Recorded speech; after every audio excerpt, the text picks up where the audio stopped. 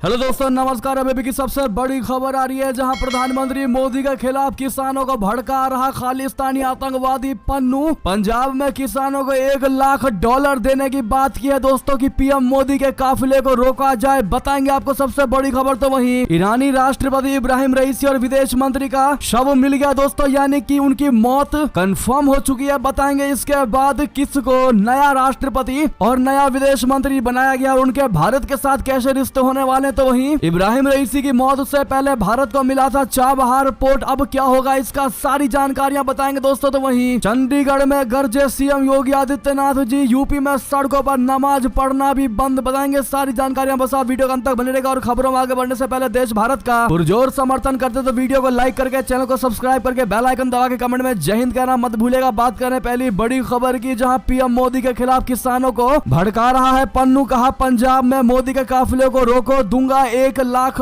जी हां, खालिस्तानी आतंकी गुरपतवंत सिंह पन्नू अब भारत में लोकसभा चुनाव में विघ्न डालने की फिराक में और किसानों को प्रधानमंत्री नरेंद्र मोदी के खिलाफ भड़का रहा है। भारत सरकार द्वारा आतंकी घोषित सिख फॉर जस्टिस के प्रमुख पन्नू के प्रधानमंत्री नरेंद्र मोदी के खिलाफ पंजाब के किसानों को गुस्साया है। पन्नू ने किसानों को प्रधानमंत्री नरेंद्र मोदी का काफिला रोकने के लिए $1 लाख देने का लालच दिया है। पीएम मोदी 23 से 24 मई को पंजाब में 3 रैलियों को संबोधित करने वाले हैं। इसी को लेकर आतंकी पन्नू ने भड़काऊ वीडियो जारी किया है। जी हां, पन्नू ने प्रधानमंत्री नरेंद्र मोदी को जान से मारने की धमकी दी। आतंकी पन्नू ने वीडियो जारी करके कहा है कि पंजाब के किसानों प्रधानमंत्री मोदी को पंजाब में ही जवाब देना होगा। पन्नू ने भड़काऊ वीडियो में कहा कि बुलडोजर व ट्रैक्टरों के साथ सारी सड़कें व एयरपोर्ट के रास्तों को रोक दिया जाए, नरेंद्र मोदी को यहां बोलने ना दिया जाए। नरेंद्र मोदी को बताना होगा कि ये पंजाब है जो भारत से आजादी चाहता है। पन्नू ने वीडियो में कहा कि किसानों की एक एक खून की बूंद का हिसाब लेना है। दुश्मन घर में आ रहा है, घर में जवाब दिया जाएगा। $1 लाख किसानों को वो मोदी के काफिले के रोकने से पहले ही दे देगा, यानी कि इतनी बड़ी धमकी दोस्तों इस आतंकी पन्नू ने दिया और किसानों को भड़काने की कोशिश की गई है। अब खुलेआम बदतमीजी पर उतर गया है दोस्त। ऐसे में कनाडा और अमेरिका की सरकार को क्लियर दिखाई दे रहा है कि वहां से बैठे बैठे वो भारत के खिलाफ भड़काऊ भाषण दे रहा है, लेकिन उसके बावजूद भी वहां की सरकार उस पर एक्शन नहीं ले रही। ऐसे में क्लियर दिख रहा है कि वहां की सरकार का उसके सर पर हाथ है। ऐसे में अगर आप भी मानते हैं कि पंजाब के लोग अच्छे तरीके से पीएम मोदी का वेलकम करेंगे तो अपनी राय अवश्य दीजिएगा और लॉन्ग लिव मोदी जी कहना मत भूलिएगा। तो वहीं आपको बता दें, ईरानी राष्ट्रपति इब्राहिम रईसी और विदेश मंत्री का शव मिला। घटनास्थल की तस्वीरें भी निकलकर सामने आई। आपको बता दें, ईरान के राष्ट्रपति इब्राहिम रईसी और विदेश मंत्री अमीर अब्दुल्लाहियान की हेलीकॉप्टर क्रैश में मौत हो गई। दरअसल ईरान के दोनों ही नेता एक ही हेलीकॉप्टर में सवार थे। इस दौरान जब हेलीकॉप्टर घने कोहरे के बीच पहाड़ियों को पार कर रहा था तभी वो क्रैश हो गया। क्रैश होने से पहले रईसी के हेलीकॉप्टर का संपर्क अधिकारियों से टूट गया था। राइटर्स ने ईरानी अधिकारियों के हवाले से इस खबर की पुष्टि की है। इस बीच अब ईरान के प्रेस टीवी द्वारा नई जानकारी साझा की है। दरअसल प्रेस टीवी ने 2 स्क्रीनशॉट शेयर किए हैं। ईरान के प्रेस टीवी ने स्क्रीनशॉट शेयर करते हुए बताया कि पहाड़ी इलाके में घने कोहरे के कारण हुए हेलीकॉप्टरों की दुर्घटना में ईरान के राष्ट्रपति इब्राहिम रईसी और विदेश मंत्री की मौत हो गई। दोनों के शव को निकाला जा रहा है। ऐसे में आपको बता दें, पूर्व ईरानी फॉरेन मिनिस्टर मोहम्मद जरीफ ने बहुत बड़ा आरोप लगाया है। उन्होंने कहा कि राष्ट्रपति रईसी की मौत के लिए अमेरिका जिम्मेदार है। जी हां, इब्राहिम रईसी के हेलीकॉप्टर क्रैश में अकस्मात निधन से पूरा देश व दुनिया स्तब्ध है। पीएम मोदी तक ने इस पर बयान दिया है। इस बीच पूर्व ईरानी विदेश मंत्री मोहम्मद जवाद जरीफ ने आरोप लगाया है कि राष्ट्रपति रईसी की मौत के लिए अमेरिका जिम्मेदार है। मीडिया रिपोर्ट के अनुसार उन्होंने कहा कि ईरान को विमानों और उनके स्पेयर पार्ट्स की बिक्री को रोककर अमेरिका के बड़े हेलीकॉप्टर दुर्घटना की त्रासदी के लिए जिम्मेदार बन गया है। क्या लगता है दोस्तों आपको, क्या इस मौत के पीछे वाकई में अमेरिका जिम्मेदार है? अपनी राय अवश्य दीजिएगा दोस्तों। साथ ही साथ आपको बता दें, राष्ट्रपति और विदेश मंत्री की मौत के बाद ईरान के नए राष्ट्रपति मुखबर और विदेश मंत्री बघेरी को बनाया गया है। आखिर इनका भारत के साथ कैसा कनेक्शन है? क्या दोनों देशों के रिश्तों को आगे पंख लगेंगे या नहीं? आपको बता दें, ईरान के राष्ट्रपति इब्राहिम रईसी और विदेश मंत्री हुसैन अमीर अब्दुल्लाहियान की हेलीकॉप्टर क्रैश में मौत के बाद इन दोनों पदों के लिए नए नामों का फैसला हो गया है। ईरान के उपराष्ट्रपति मोहम्मद मुखबर को देश का नया अंतरिम राष्ट्रपति बनाया गया है। देश में अगले 50 दिन में देश में राष्ट्रपति पद के लिए चुनाव कराने की बात कही जा रही है। चुनाव तक मोहम्मद मुखबर को कार्यकारी प्रमुख नियुक्त किया गया है। वहीं अमीर अब्दुल्लाहियान की जगह ईरानी कैबिनेट ने अली बघेरी के नाम पर नई विदेश मंत्री के लिए मुहर लगाई है। ईरानी कैबिनेट के निर्णय से बघेरी को कार्यवाहक विदेश मंत्री नियुक्त किया गया है। इन दोनों ही नेताओं के बारे में एक खास बात यह है कि इनका भारत के साथ संबंध काफी नजदीकी रहा है। जी हाँ, बड़ा ही पॉजिटिव संबंध रहा है इनका भारत के साथ, क्योंकि इन दोनों ने ही काफी समय तक नई दिल्ली में गुजारा किया है, नई दिल्ली में अपना समय गुजारा है और दोनों के भारत से करीबी संबंध भी हैं। नए राष्ट्रपति मुखबर भारत के लिए ईरान के विशेष दूत हैं, ऐसे में उनका भारत आना जाना रहता है। तो वहीं नए कार्यवाहक विदेश मंत्री अली बघेरी कानी भारत में ईरान के मुख्य परमाणु वार्ताकार हैं। ऐसे में देखा जाए तो दोनों ही नेता भारत और भारतीय राजनेता से परिचित है। ऐसे में कई एक्सपर्ट दोनों देशों के रिश्तों में ज्यादा बेहतरी की उम्मीद जता रहे हैं। तो वहीं बता दें, इब्राहिम रईसी की मौत से पहले भारत को मिला था चाबहार पोर्ट, अब क्या होगा इसका वो भी आपको बताते हैं। रईसी के जाने के बाद ईरान के अन्य देशों के साथ संबंध पहले की तरह ही रहने जैसी संभावना है, क्योंकि देश में नीतियों पर कोई भी फैसला पहले की तरह सर्वोच्च नेता अयतुल्लाह अली खामेनेई ही लेंगे, जो कि सुप्रीम लीडर है ईरान के। रविवार को ही खामेनेई ने कह दिया था कि ईरान के लोगों को चिंता करने की आवश्यकता नहीं है, सरकार बिना किसी व्यवधान के काम करेगी। जी हाँ दोस्तों, आपको बता दें प्रधानमंत्री नरेंद्र मोदी जी ने इन दोनों नेताओं के, दोनों मंत्रियों के मौत पर कहा कि मैं बहुत दुखी और स्तब्ध हूँ, वो हमेशा हमें याद आएंगे। जी हाँ, सैयद इब्राहिम रईसी के दुखद निधन से बहुत दुखी और स्तब्ध हूँ। भारत ईरान द्विपक्षीय संबंधों को मजबूत करने में उनके योगदान को हमेशा याद किया जाएगा। उनके परिवार और ईरान के लोगों के प्रति मेरी संवेदनाएं हैं। दुख की इस घड़ी में भारत ईरान के साथ खड़ा है। बता दें कि क्रैश हुए हेलीकॉप्टर पर ईरानी राष्ट्रपति इब्राहिम रईसी, विदेश मंत्री और अन्य अधिकारी अजरबैजान से वापस लौट रहे थे। तो वहीं अब बात करते हैं दूसरी बड़ी खबर की, जहां पर अहमदाबाद हवाई अड्डे पर 4 ISIS आतंकवादी गिरफ्तार, चारों श्रीलंकाई नागरिक निकले। गुजरात ATS की बहुत बड़ी कार्रवाई। बता दें, अहमदाबाद हवाई अड्डे पर इस्लामिक स्टेट बोले तो ISIS के 4 आतंकियों को गिरफ्तार किया गया है। चारों आतंकी श्रीलंकाई नागरिक बताए जा रहे हैं। गुजरात ATS ने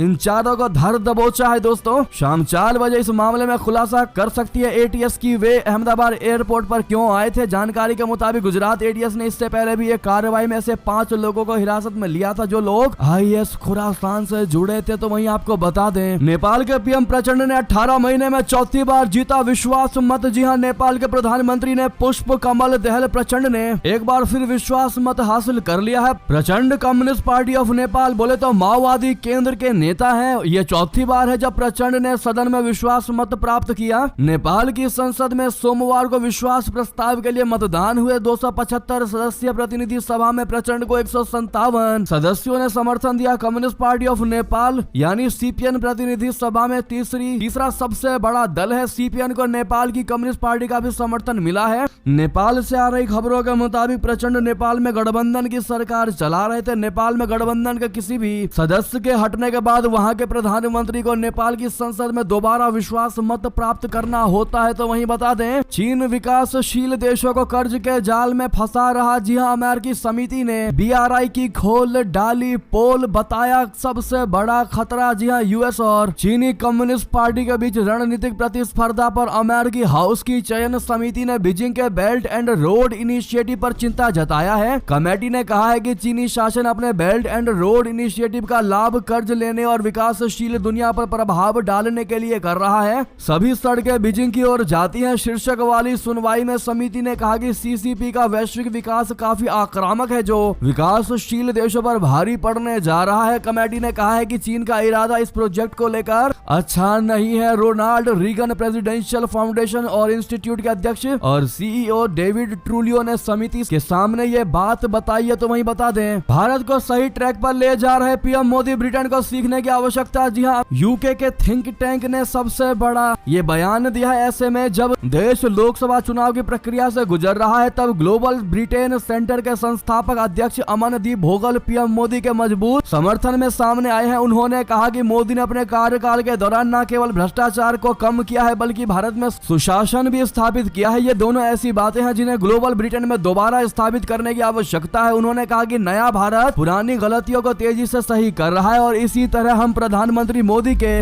नेतृत्व और सुशासन से काफी कुछ सीख सकते हैं। वे इन दोनों चीजों को तेजी से विस्तार से दे रहे हैं। उन्होंने कहा कि ब्रिटेन को उनसे यही सीखना चाहिए। बताते चले कि ग्लोबल ब्रिटेन सेंटर एक थिंक टैंक है जिसे भोगल ने कुछ साल पहले बोरिस जॉनसन के साथ मिलकर इस बात पर चर्चा करने के लिए स्थापित किया था कि ब्रेक्सिट के बाद ग्लोबल ब्रिटेन आगे कहा जाएगा। तो वहीं बता दें, लाई चिंग ते ने ताइवान के नए राष्ट्रपति के रूप में ले ली शपथ। पहले भाषण में अपने कट्टर दुश्मन से किया खास अनुरोध। दरअसल लाई चिंग ते ने सोमवार को ताइवान के राष्ट्रपति के रूप में शपथ ग्रहण कर ली, जिनके नेतृत्व में द्वीपीय राष्ट्र चीन के खिलाफ अपनी सुरक्षा को मजबूत करने की कोशिश जारी रखें। रखेगा और वो स्वशासित लोकतंत्र की वास्तविक स्वतंत्रता की नीति को बरकरार रखेगा। चीन ताइवान पर अपना दावा करता है और जरूरत पड़ने पर बलपूर्वक इस पर नियंत्रण हासिल करने की बात कह चुका है। ताइवान के नए राष्ट्रपति लाई चिंगते ने पद संभालने के बाद अपने पहले भाषण में अपने कट्टर दुश्मन चीन से इस स्वशासित द्वीप के खिलाफ सैन्य धमकी न देने का अनुरोध किया। चीन ताइवान पर अपना दावा जताता है। लाई ने इस साल की शुरुआत में चुनाव जीतने के बाद सोमवार को एक समारोह में पद की शपथ ली। वो अपेक्षाकृत उपदारवादी नेता है जिनसे चीन के खिलाफ अपनी सुरक्षा को मजबूत करने की कोशिश करते हुए ताइवान की वास्तविक स्वतंत्रता नीति को जारी रखने की उम्मीद है। ऐसे में आप लोग भी दोस्तों इनको कांग्रेचुलेशन जरूर कहिएगा लाई चिंगते को। तो वहीं बता दें G7 और यूक्रेन शांति सम्मेलन में भाग लेगा अपना भारत। पीएम मोदी ने कहा वैश्विक शांति सुरक्षा के लिए बहुत अहम। जी हां, प्रधानमंत्री नरेंद्र मोदी जी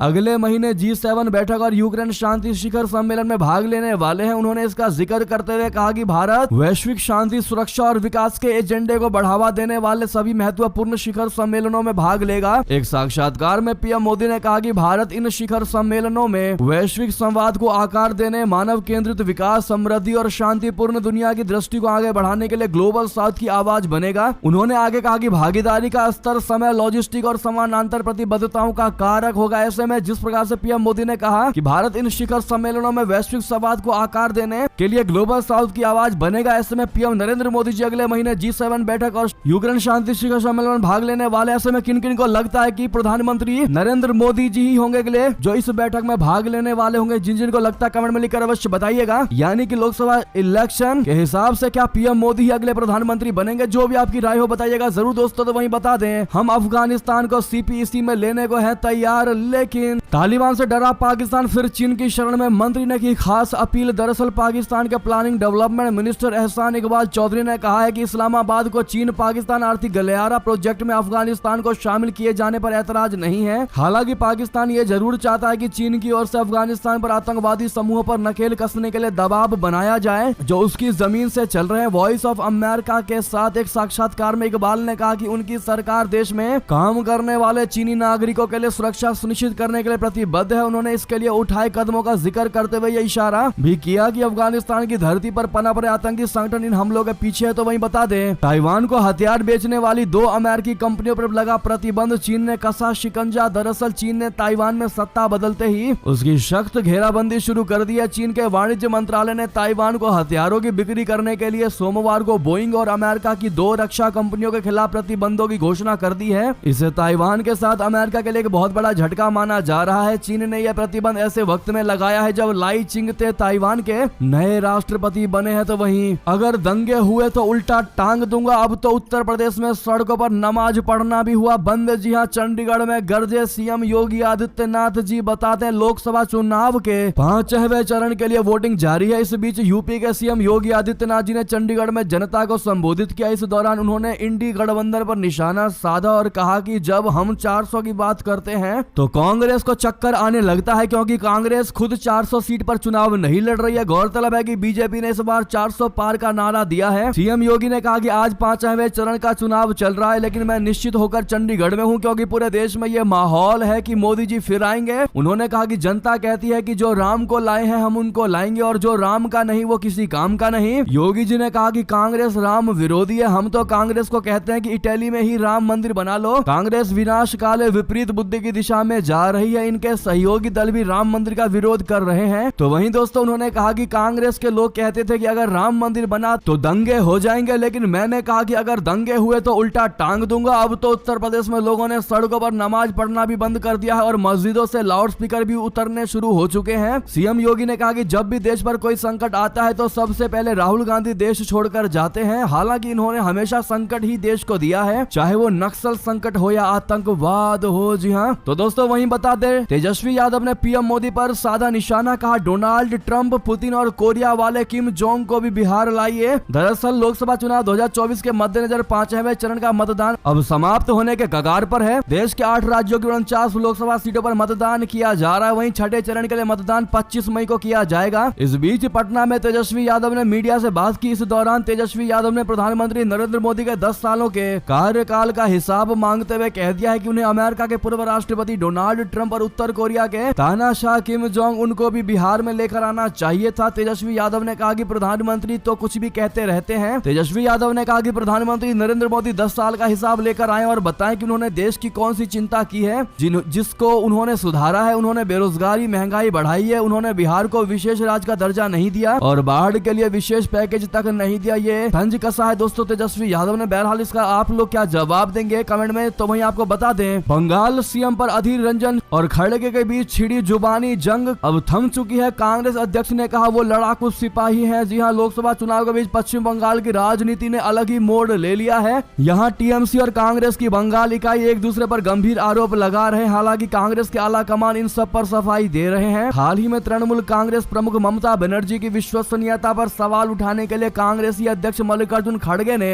अपनी ही पार्टी के नेता अधीर रंजन चौधरी को फटकार लगाई थी। वहीं अब उन्होंने चौधरी की प्रशंसा कर उन्हें पार्टी का लड़ाकू सिपाही बता दिया। तो वहीं दिल्ली के सीएम पर हमले की साजिश, मेट्रो स्टेशनों पर लिखी गई धमकी आम आदमी पार्टी ने बीजेपी पर लगाए, इसके भी आरोप। जी हां, आम आदमी पार्टी प्रमुख और दिल्ली के मुख्यमंत्री अरविंद केजरीवाल को जान से मारने की धमकी मिली है। ये धमकी दिल्ली के कई मेट्रो स्टेशनों पर लिखी गई है। इसके अलावा मेट्रो पर भी धमकियां लिखी पाई गई हैं। आम आदमी पार्टी ने इसके लिए सीधे तौर पर भारतीय जनता पार्टी को जिम्मेदार ठहराया है। इसके साथ ही राज्यसभा सांसद संजय सिंह ने एक प्रेस कॉन्फ्रेंस भी की। उन्होंने प्रेस कॉन्फ्रेंस में कहा कि अगर अरविंद केजरीवाल को कुछ भी होता है तो इसके लिए बीजेपी जिम्मेदार होगी। उन्होंने कहा कि पीएम मोदी और बीजेपी नफरत और बदले की भावना में ऐसे डूबे हुए हैं कि वो अरविंद केजरीवाल की जान लेने की भी साजिश रच रहे हैं। जी हाँ, ऐसे में लगातार विपक्ष दोस्तों इतना ज्यादा बौखलाया हुआ है कि वो भारतीय जनता पार्टी यानी सत्ता पार्टी पर लगातार हर चीज का इल्जाम लगा रही है। ऐसे में आपकी राय और आपका जवाब तो बनता है दोस्तों। तो वहीं सऊदी अरबिया, कुवैत, ओमान समेत कई देशों से आम आदमी पार्टी को हुई है फंडिंग। ईडी ने पहले ही गृह मंत्रालय को दे दी रिपोर्ट। आपको बता दें दिल्ली शराब नीति मामलों में प्रवर्तन निदेशालय की ओर से चार्जशीट में आम आदमी पार्टी को भी आरोपी बनाया गया है। इस चार्जशीट में दिल्ली के मुख्यमंत्री अरविंद केजरीवाल का भी नाम शामिल है। इस बीच आम आदमी पार्टी और सीएम अरविंद केजरीवाल की मुश्किलें और बढ़ती नजर आ रही हैं। दरअसल ईडी ने अगस्त 2022 में गृह मंत्रालय को बताया था कि आम आदमी पार्टी को साल 2014 से 2022 के दौरान FCRA RPA का उल्लंघन करते हुए विदेशों से फंडिंग मिली है। गौरतलब है कि राजनीतिक दल विदेशी चंदा नहीं ले सकते हैं। अब इस मामले में वाकई में फंसती नजर आ रही है आम आदमी पार्टी, खासकर केजरीवाल। तो वहीं करनाल रैली में अमित शाह जी ने जनता से पूछा ये सबसे बड़ा सवाल, कहा अब हंसना मत, लेकिन बताओ क्या राहुल बाबा पीएम बन सकते हैं क्या। हरियाणा के करनाल में आज रैली के दौरान गृह मंत्री अमित शाह जी ने कांग्रेसी नेता राहुल गांधी पर तंज कसा। उन्होंने पहले लोगों से कहा कि अब हंसना मत, फिर पूछ लिया कि राहुल बाबा प्रधानमंत्री बन सकते हैं क्या। अमित शाह ने आगे कहा कि क्यों हंसे आप, वो बड़े नेता हैं कांग्रेस के, मगर बताओ वो बन सकते हैं क्या। ऐसे में दोस्तों अमित शाह जी के इस सवाल का जवाब आप लोग कमेंट में जरूर दीजिएगा। देखते हैं क्या कहती है भारत की जनता, हाँ या ना, कारण के साथ बताइएगा दोस्तों। अगर हाँ तो क्यों और नहीं तो क्यों। बहरहाल इसी बीच ये थे भी की सारी बड़ी खबरें। आपको खबर थोड़ी भी अच्छी लगे तो शेयर करना मत भूलेगा व्हाट्सएप, फेसबुक, ट्विटर पर। और अभी कर दीजिए वीडियो को लाइक, चैनल कर दीजिए सब्सक्राइब, बेल आइकन दबाइए, साथ ही कमेंट बॉक्स में लिख दीजिएगा जय हिंद जय भारत। और यहाँ तक बने रहने के लिए आप सभी का बहुत बहुत धन्यवाद।